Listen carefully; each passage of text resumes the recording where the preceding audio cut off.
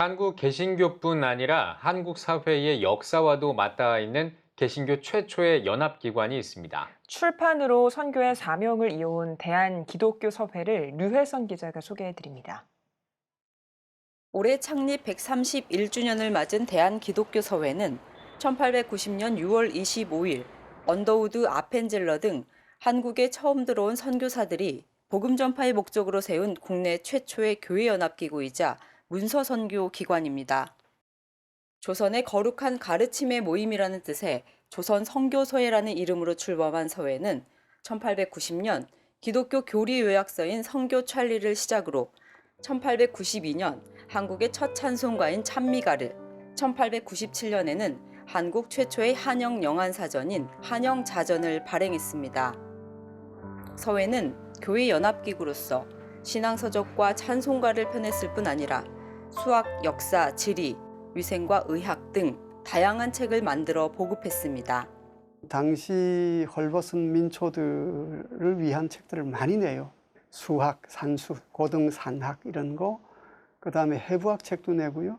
태교에 관한 책, 모자 건강에 관한 거, 아이들이 열병에 걸렸을 때 어떻게 대처해야 되는지 그들에게 필요한 책, 그리고 그들의 삶을 바꿀 책들을 무수히 많이 낸 거죠. 특히 당시 주류 언어인 한문이 아닌 한글을 사용해 소외계층인 여성과 아이들도 책을 쉽게 접할 수 있게 했으며 이것은 복음 전도에도 큰 효과가 있었습니다. 서회가 가장 먼저 세운 원칙이 그 한글로 출판한다. 모르는 사람도 며칠이면 읽을 수 있다 이거지. 한 달이면 완전히 능통한다는 거죠. 한문은 절대로 불가하잖아요. 그러니까 한글로 책을 내고 한글을 또 일부는 가르치고 한 게 꽤 효과가 있었던 거죠. 서해는 일제강점기와 한국전쟁 등 민족의 암울한 상황에서도 출판을 통한 문서 사역을 멈추지 않았습니다. 1952년 한국전쟁 중에는 부산에 새빵을 얻어 어린이 잡지인 새벗을 창간, 어린이들에게 꿈과 희망을 심어주었습니다.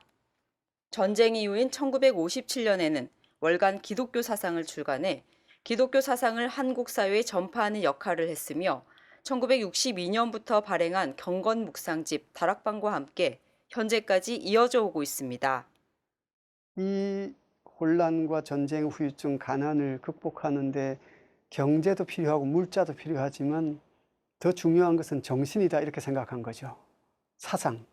그러니까 사상의 좌표가 분명해야지 이 나라가 산다 이렇게 생각을 하고 기독교 사상이라는 잡지를 만들기 시작해요.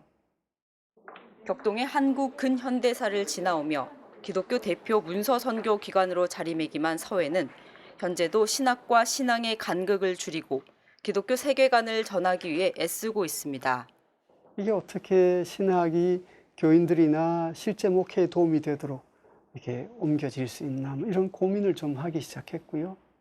어떻게 하면 기독교인의 가치, 세계관, 생활의 자세, 인간에 대한 생각 이런 것들이 일반인들에게도 일반적인 언어로 전해질 수 있나 그 고민입니다.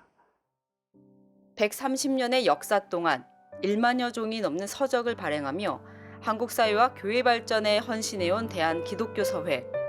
지금도 한국교회 신앙 성숙과 기독 문화 발전을 위한 문서 선교의 사명을 충실히 감당해 가고 있습니다.